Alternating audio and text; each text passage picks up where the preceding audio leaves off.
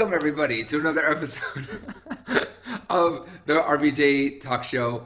Today, I have a guest like no other, one of the loveliest people you'll ever meet. She's giving the thumbs up right now. Tricia Turpenoff, everyone. Give it up for Tricia Turpenoff. I'll give myself claps. Your self claps are adorable. So, Tricia, we're gonna dive right in. So, All right. we've been talking a little bit prior to this, but the cool thing is that you and you were telling me some stories just now, uh, and it just fit in perfectly with what the reason I brought you on today. So we've been talking a lot about, we're in quarantine right now. If someone's watching this down the road in a few years, you'll be like, quarantine. I remember that. That was ridiculous. Yes. um, but I mean, it's effective. I mean, it's like whatever. I'm not getting into politics of it. Like it's Right. good, but It's happening. it's It happening, happens. and as a result, a lot of businesses have gone under, and people can either choose right now to be positive or negative. And you are exemplify someone who's been super positive. And I just want to say, like, for people that are watching this down the road, we are going through something that is beyond us right now, right? Right. A lot of business had to shut down. We're in this lockdown, and so any one of us that's in the self help or health and wellness business, what I'm trying to say, Yeah. or in this world of it, then it's like we all like it's cool. We're all huddling together and talking about it and how to be Right. positive, right? So this is stuff that can apply for years down the road. But I just want to address for you, Trisha. You are a phenomenal photographer. You are so talented. Thank you. You are brilliant at getting people's essences out.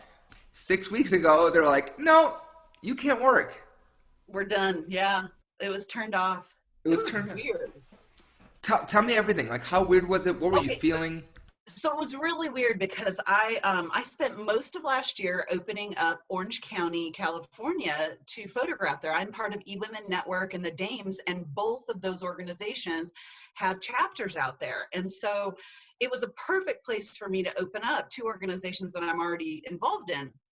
And I spent most of the year just building relationships, not asking for business. So in January, I asked for business, and January and February were my two biggest revenue months.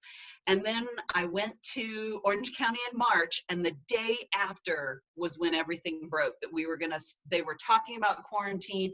And so everything that I had been working for had evaporated. I mean, literally, like, I had just had so many people in my queue, that I'd been getting in touch with and said they wanted information and said they wanted to get started. And I had 7 events that canceled. One of them will never come back. It went online and they're not going to redo it. So I still have 6 events out there that I hope, one of them I know rescheduled, but we'll see. She did it at the end of May. So I'm just, everything's in so much limbo. I'm not sure. I think the limbo is the hardest part.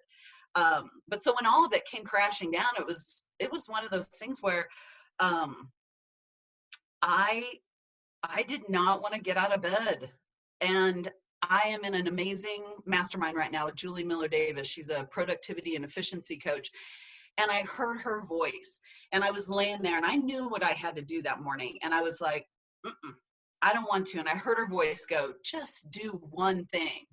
And so I looked at my list of 3 things that I had, and I did the easiest one. And then, funny enough, I did the second one. And then I did the third one. And most days that worked.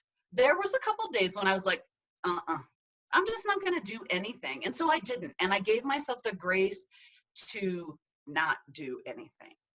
And then as things have progressed, again, this mastermind, honestly, it's part of what saved my life, because one of my friends sent me over I forget if it was an email, it was something, a post or an email, and it was a photographer who just went in her cul-de-sac and said to her friends in the cul-de-sac, hey, I'm going to photograph you doing whatever you're doing right now in quarantine. And she goes, Trish, why don't you do something like this? And so I called my coach. I got on a call with her. We came up with some stuff. And then the mastermind and I tweaked it. It turned into this. And I felt like it had to be attached to something that could benefit it kind of had to be a trifecta of benefit. So it benefits the Care and Share Food Bank that's here in Southern California. Whoops, Freudian slip. Southern Colorado. and it and then the client gets to do something fun and unusual and different, and then they also are supporting me as a small business owner. So it really is this trifecta that's a win for everybody.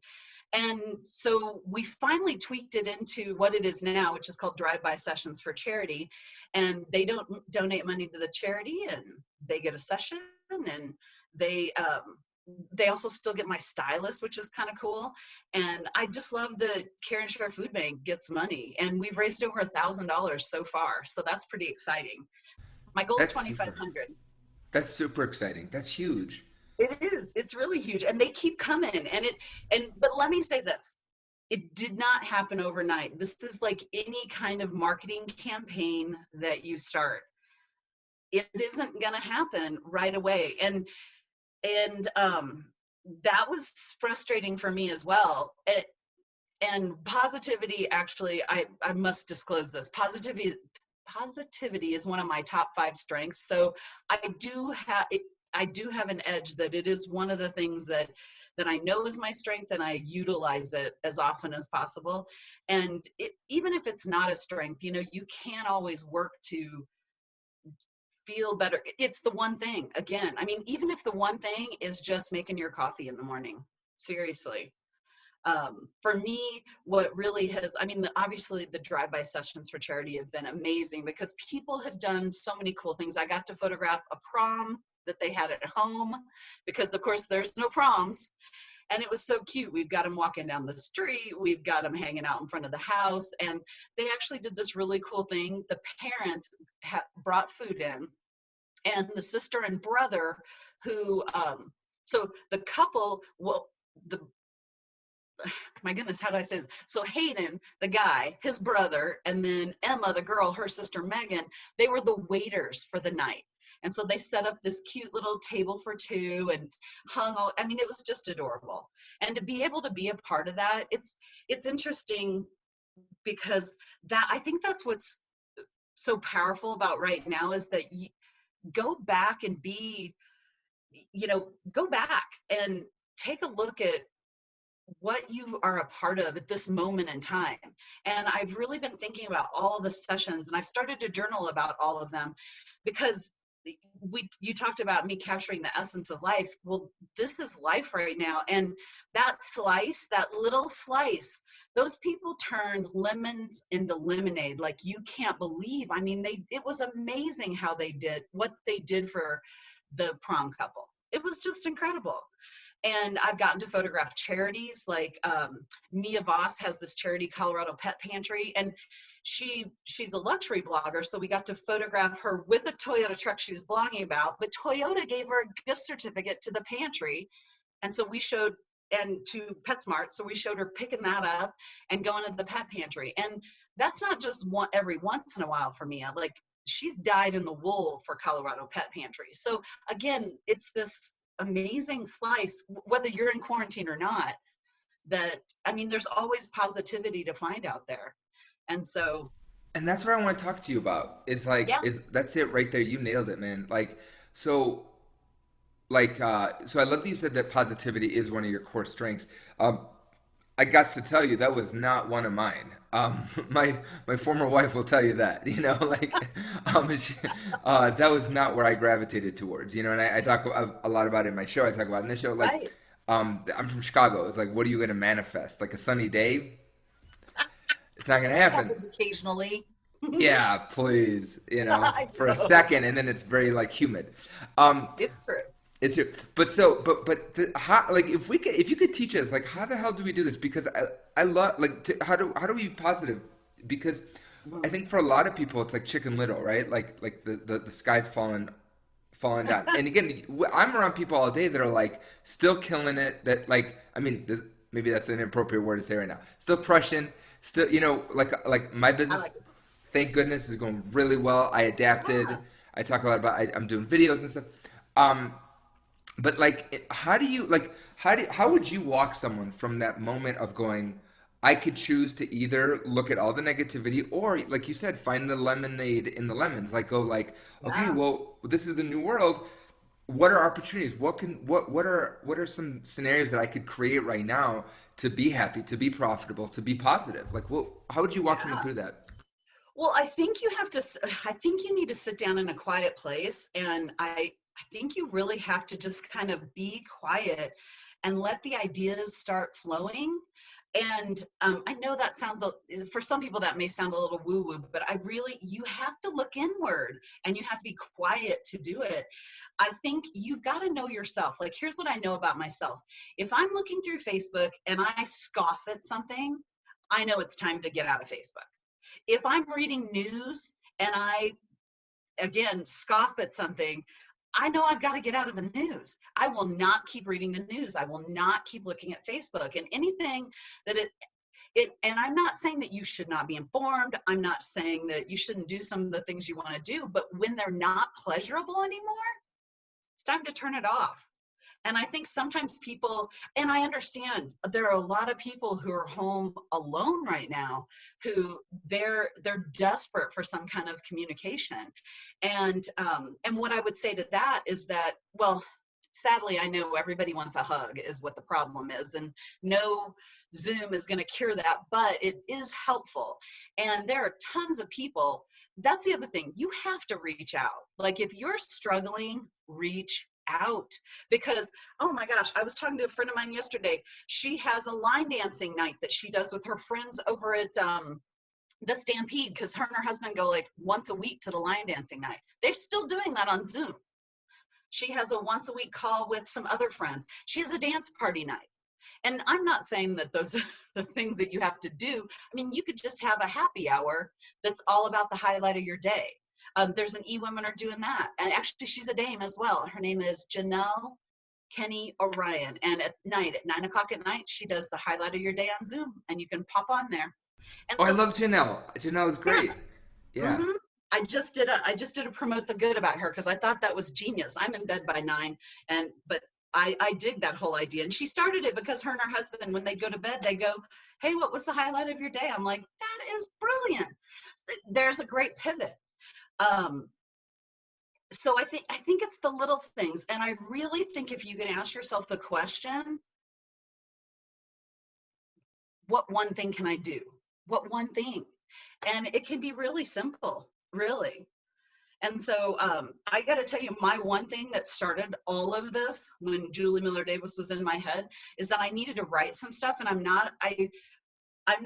I'll journal, but I'm not a huge writer. So I have an app called Otter. It's free, Otter like the animal, and it transcribes and it records. And you just send it to yourself, and then you just fluff it up, and it's a lifesaver. So this is great. This is super helpful. And you're right. That one thing I had I had I had Terry Cargilla on the show a Oh, few episodes ago, love and her. love her. She's hilarious, and so she's gonna be doing a comedy show for me when things get back to business. So Can't yeah, wait. yeah, she's hilarious. So she was talking about this notion of like expanding your comfort zone and taking one step, and then leveraging that. Yes, I absolutely agree with her. It's not this is a marathon. It's not a 100-meter sprint. It's just not. And so it is about the one thing. And if you can only do one thing that day, you pat yourself on the back, man. You blow party whistles. Because I mean, we are not good at congratulating ourselves, and we should be, whether we do one thing or 10. Well, I love that you said that. So, like, like we are not good at that a lot of times, and it's funny. Even Terry, uh, or just, I mean, so many people I know that are like so positive and so helpful. If I give her a compliment, sometimes she'll be like, "Oh, I'm gonna work on accepting that," or like I don't mean to out her about that, but like I just know for a Right? lot of people, it's just like so.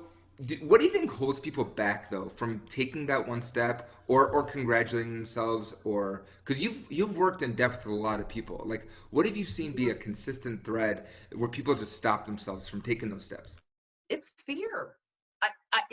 And I know that sounds so simple, but it is fear. And fear is, if we could understand that fear is always going to be with us, and that it's okay to say, "Hey, thanks so much, fear. I'm going to go ahead and put you in the passenger seat right now because I got to drive."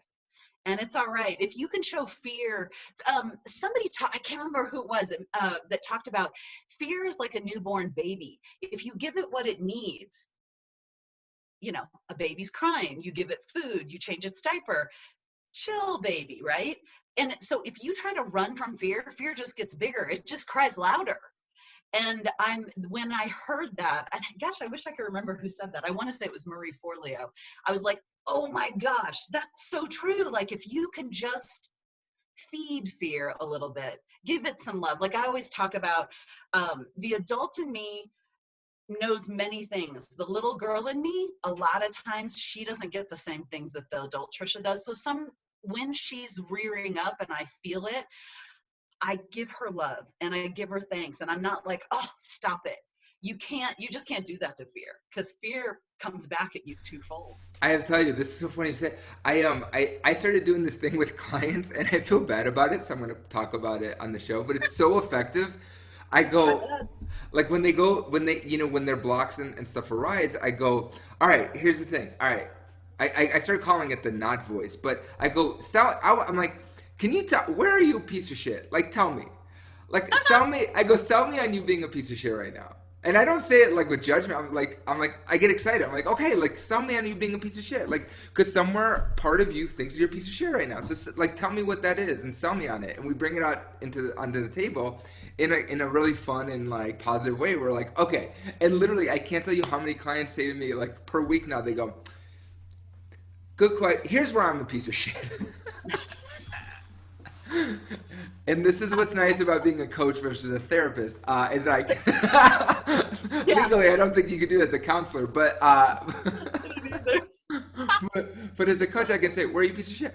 And they go, and again, it's not their voice, like you said, the child voice, a lot of times it's a parent voice or a bad Yes. relationship, or that's like, well, here's where I think the piece of shit behavior is this or whatever, and then so Right. they're able to see kind of on the outskirt of that, like that it's not their voice. They don't think they're a piece of shit. They are not a piece of Right. shit, and but they know what they're fighting against, and then they can address it, like you're saying. They could bring it forth, and then right, because otherwise, it doesn't. I had a panic attack once on stage. I mean, Oh, many times on stage, but I was in a play, and I don't do well when I'm acting in plays or musicals or whatever. I don't yeah. know, and I don't know why I keep putting myself through it, but regardless, I remember it was opening night, and it started a panic attack, and I Oh, remember just being like you know what, fuck it, like whatever's gonna happen right now. I was like, all right, panic attack, I'm with you, yeah. and then it disappeared. It like literally disappeared. Yeah, Yeah. when I had a It's amazing breakdown. once Yeah. you Oh, felt sorry. it. Yeah. I was like, you know what? We're here. I'm here with you. The play can stop. I don't. I mean, thank God it like went away though. I've had Yeah. other times where I gave presentations and it was 45 minutes of like pure panic attack, and I had to adapt as my clients have to do a lot of times. So the was that I like Trisha. I like what you're saying though, because there are all these voices, and they're wonders of wonders. They're not all true, right? Right. Yeah. So when you like, so this is something that we talked about that you nailed. You said you went on a trip once, and this goes along with the not true voices. You were with someone who she was having a negative experience or a negative time. She was She exuding was. that negativity, and it triggered you, and you dealt with it how? I drank. I got double cocktails. We were on a cruise. And that is not how I would suggest anyone deal with that. Right, but the reason I bring that up is because because I think that a lot of times though some people go, I'm fine, I don't care, I'm fine, I'm not worried about it. You know what, this doesn't bug me, I don't care, I don't give a shit, it's fine. I But tried that. yeah, Drinking helped. and drinking helps, right, with that. So we want to be clear, right, that there's a fine line Oh, of being authentically positive right. and not just bearing stuff down, going, you know what, I'm not going to let this bother me, I don't care. But the more you're talking about it, that's Right. bothering you, the more you're bringing into your life, right? Well, yeah, I mean, they talk. A lot of people talk about what you focus on. That's what becomes bigger. And so, yeah, I think y- in regards to that whole trip, I wish I would have just talked to her about it, or just actually let it go instead of using alcohol to let it go. Like through this whole quarantine, we haven't bought any alcohol. We haven't drank at all. And I really feel like it's helped me. um, at first it was still the limbo's weird, but at first I was like, wow, I could really use a dirty martini. And then I was like, you don't really need the dirty martini. Again, that fear, the fear and I just had a conversation about not really needing it. And the more that time went on, I don't really think about it much now, but I'm really glad that we're not, just because you have to, this sounds funny, but you have to feel the feels. You have to. That's how you get through them and how you grow and how things change in your life. See, that's fun. Like this is so fun. Oh my god! Like we're totally getting into the nitty gritty. I love it, Trisha.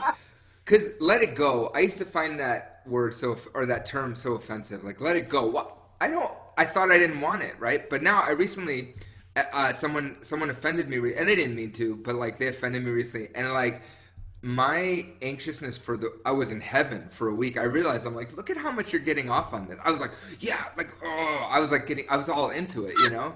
And I was like, Yeah. what are you doing? Like you don't need to be obsessed with this. They didn't mean it. You know that they weren't. They like you. They weren't trying to hurt you. What are you doing? But Right. it's like I realized in that moment that the reason that in the past I didn't let things go, was because I wanted it, right? So how would you like? What is the secret to letting it go? Like, because I never understood that. How would you tell someone to let it go? Interesting. Well, I have to tell you, throughout this, it's been really interesting because we're all at home, I've definitely been more hyper focused on the things that do bother me and why they bother me. And so I'll give you an example. And I know that well, actually, I shouldn't say that. I shouldn't say that I was going to say it sounds petty, but it's not. It was my reality. And no matter how small, it still was my reality. So I sent out an email about the drive-by sessions for charity, and somebody that I know unsubscribed. And I was like, honestly, I was a little crushed. And I held on to that for about a week, and I kept asking myself, why does this bother you so much? Why? And I just kept asking, and I didn't really get any answers for a while. And really, it's that I had to talk to the little girl and say, it's okay that this person isn't in your life. And I think to myself, and whoever you pray to, I was like, God, thank you. Because I think to myself, maybe he's protecting me from that person. I mean, there are a lot of different things. So if it's God, Buddha, whoever, it doesn't matter. I don't care who you talk to. But for me, it was like, there was a moment where it was like, you're being protected. And I was like, huh, like that voice came when I was being quiet and just asking, why have I been so upset about this? Because, we all instinctually want to be liked by everyone, even though the adult in us knows that's not possible, because it's not just being liked by everyone. I don't like everyone, but I am polite and respectful to everyone because they're a human being. They may not be my cup of tea, but that doesn't mean they're not a good person. So anyway, that was a really weird thing. And then another weird thing that happened, someone, I photographed them and they didn't use their pictures right away. And I'm like, oh my God, do they not like them? Because it is, high on my list. Maybe not even, I mean, actually the highest thing on my list is people being happy with what I did with them. The experience has to be good, the delivery, everything. And they hadn't even looked at them yet. And it was funny because I said to my coach, I just was like, look, I've got to tell you about this. And that's another thing. Go talk to somebody that you trust in confidence, because I knew that my coach wouldn't tell anybody. And it wasn't like a gripe fest or anything. It was like, oh my gosh, do they not like these? And then I texted her and I'm like, they haven't even looked. She goes, you goof, I told you. And I knew, like, as I was telling her, I knew there was nothing wrong with those images. And it's just funny how we get caught up in our stuff. And that's just stuff from my childhood. It is. When I go back and think, why is that? That's just crap from then. So, Yeah, I remember that when I used to I dabbled in photography for a little bit and I took it so personally. I'm like, you paid for it, why wouldn't you? And a part of me, Trisha, like because I just think you're so lovable and you are the most thank likable. you. Think you're like in the top 5 most likable people on earth. Woo! Take that. I Take receive that. good job receiving. But it's like a part of me goes like, and maybe this is so counter, and I feel like my coach is gonna watch this and go, "What the fuck are you doing?" But I'm gonna be like, why can't they change their perspective? But they can't because of like I have to remind myself, like Lisa Foster talked about. We did I did an episode with Lisa Foster who does Yes. Enneagram stuff, and she's like, well, they might be, you have to meet them where they're at, and their type might not dole out compliments or whatever. And I Yes. already take that, or they might just be so detailed that they're focusing on 20 other things and not opening up the email. Whereas, like for me, Right. I'm like, if someone sends me something, I'm like, oh, I got to show them that I care. I got to show them that I appreciate them, Yes. and I'm like, just because the other person doesn't do that doesn't mean that it's an attack on me. No. Yes, I feel exactly the same way, and I love what Lisa does with the Enneagrams. I actually know Myers-Briggs just a little Hmm. bit better, but Hmm. I actually and I would highly recommend this to people. If you just there was a point in my life where I just did not feel right, and I did. I went and I sought help. I hired a counselor. I saw her twice a month for 2 years. And it totally changed my life because one of the things that we did was Strength Finders and Myers Briggs. And then what was so cool about Myers Briggs is that I now understand other people, just like Lisa teaches with Enneagrams. When you look through the Enneagrams, that's the same thing. Like now, when I know that you're a 3, I get why you do X, Y, and Z, you know? And so, yes, 9 times out of 10, when something happens in my life, I look back on what is their personality like? That one day, like I said, so throughout the last 6 to 8 weeks, I've had 2 times where I've had that little weirdness. So I feel pretty good about that. The Oh, rest of the time, it's like that's people are, huge. yeah, well, people, and the other thing is there's a great saying, and I can't remember who said it, but it was, don't worry about what people think about you because they're probably not. We get all caught up in our own head, but really, just like with this person, they just hadn't looked at the images. And here I am, and I fretted for like a day and a half. I'm like, I mean, I would let it go, of course. It wasn't the only thing I thought about, but every time it would pop into my head, I'm like, did I know those are good, you know? So did you end up doing that thing, that nebulous thing of like letting it go, where you made peace with it, or did you send him an email? Because I'd be Oh, like, I texted yeah, and I said, hey, I just wanted to see if you like the images. And she's like, oh, you know what? She goes, I'm sure they're awesome because you always do awesome work. She said, I haven't had time because they're doing big stuff. But anyway, I was like, and I sat back and I didn't beat myself up, but I was just like, you knew that she was going to be happy. And somehow, like, I let that fear creep in. And so, but in the same right. Oh, sorry to cut what? you off. Sorry to cut you off. I Oh, go sorry. ahead. But because in that same right, though, I'm excited because you were being consistent with what you said. Though you said you have to listen to the fear and, like a baby, feed it. Not feed the fear, but like give it like it's Well, bare. Yeah. give it what it wants. I mean, you have to acknowledge it. If you can acknowledge what's going on, that's how things change. I mean, because I sent her a text, boom, things changed in my life. And not, like I said, 9 times out of 10, when something pops up, I already know that it's not about me, and that's that they're not thinking about me because all of us have our own, especially now, all of us have our own weird limbo that we're in, and we're all dealing with it differently. And so to even, I kind of giggled at myself when I got that text back, and I was like, girlfriend. But that makes so much sense though. But see, Yeah. you have a process, right? I feel like I'm making you a coach today. Do you have such a process? Because letting it go, like, so you could be a let it go process coach. Let it go, right? Let's Like you see if could I can sing. Let's go no listen. no pressure. But the idea is like, I love what you said in terms of, and I wish I had heard this 10 years ago, 5 years ago, even, where it's like letting it go means okay, like what is the it? Let it go. What is the it? The it is I want to know Right. how they feel about the pictures. Then the Right. letting go part is what's the fear? Because letting means you have it. So what is the fear I'm holding on to? And then the going part is like, well, giving it something. Go give it something, right? So you gave it one thing. You gave her a Yes. text. That's pretty cool. Yeah. Yeah, it was like, it's like, I love this person. They're going to just be honest with me. So, yeah. Well, and I want to tell you something. This is from my coach, Julie Miller Davis. She is amazing.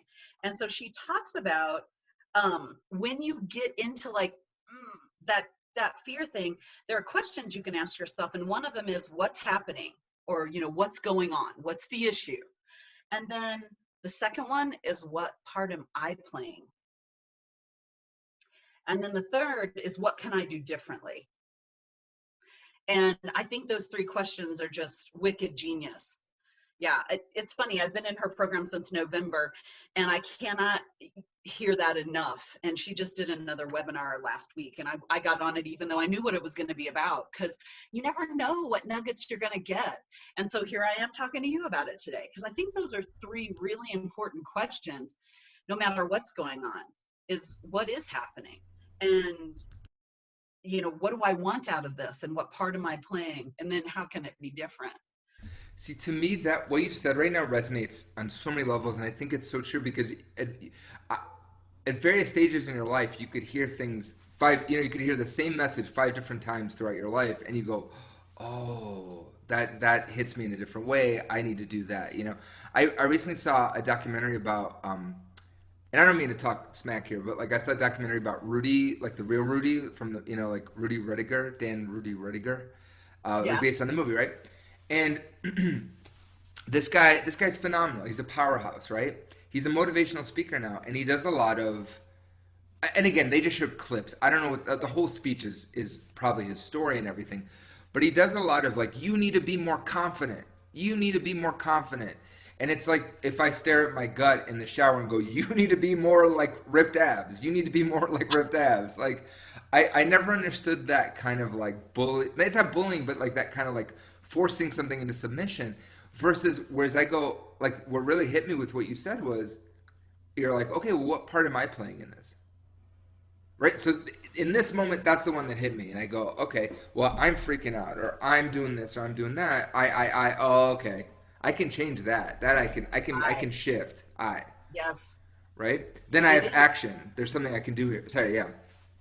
And it's all about the I, because whatever is happening to you, to me, it's happening for you, and you have to figure out what part you're playing in it. I mean, you can be a victim in it.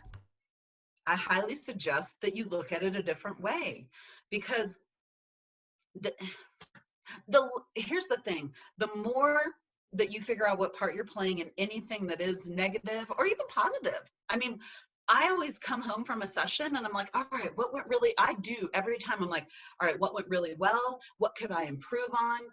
Because I want to, I am playing a part in that, and I can always improve.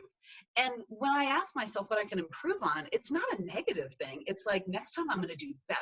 And I'm excited about that. And just think, if you can continue to be honest with yourself about what part you're playing and not care about what part somebody else is playing, then you will continue to get better and be more honest with yourself. And you'll want to take responsibility, and you'll want to ask yourself always what part you're playing.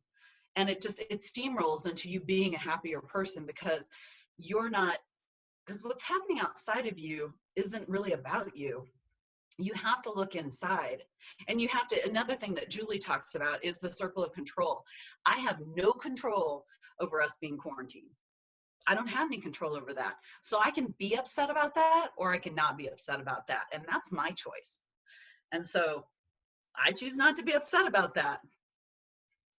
And you're a photographer, like you're an artist that has Yes. to be like. Yeah, I just want to point out credibility statement. You are a photographer who is used Yes. to, like you said, like you had all these gigs lined up from here to Oh my God. from Colorado to California, and Yeah. I believe everything you're saying right now. You are so genuine and you are so positive. Oh, thank you. Honestly, thank you, Tricia. Like this is huge. Like what I love about seeing you on Facebook and your videos and stuff, like I'm just like, oh, okay, it's time to be positive. Like, and you just radiate that positive light, man. So, Tricia, this was perfect. How do people get a hold of you if they like? Because you work with people in Denver too for the drive-bys, right? Oh yeah, absolutely. I photograph in Denver, Colorado Springs. Well, actually, I photograph in Colorado. So wherever you're at, you could be on the Western Slope, and I'll come out for a drive-by, because it's all about. And I'll even donate to your food bank if you want me to. If you're in a small town and you'd rather me donate right in your town. But yeah, I feel really blessed that my refrigerator is full, and there are people who they're struggling with that. And giving money, the great thing is giving money to the food bank, they can stretch a dollar so much further than we can stretch a dollar because they buy so much at one time. And so they're the place to go for that. But you can easily find me on Facebook under Tricia Turpenoff. My email is my name, so it's tricia@turpenoff.com. I'm easily found. And whatever your favorite mode of communication is, I just meld into it. That's perfect. Do you also, I saw you spoke about the sock drive as well. Do you want to promote that as Oh, well? yeah. So I have a really big heart for the homeless, and a gal, Phyllis and Sandra, they have this amazing program called Sock It To Me Sock Campaign, and they're in Denver. And you can find them on Facebook easily too. If you just go to Sock It To Me Sock Campaign, and feel free to donate. I posted about them a while back, but it might be It might be hard to find. Wow, that was weird. And so, yeah, just go onto Facebook and donate to them, because they basically donate socks to the homeless. They donate socks to shelters, because there could be some kiddo at a shelter right now that just needs socks. It's actually the number one thing that is asked for by the homeless. And it is the number one reason they go to the emergency room. And of course, we really want to keep people out of the emergency room right now for things like that. So, socks. Thank you so much for your time today. I Oh my adore you. goodness. Virtual hug. Virtual Virtual hugs. hugs. You are the best. I'm gonna end it right here, but you are a rock star. You are too.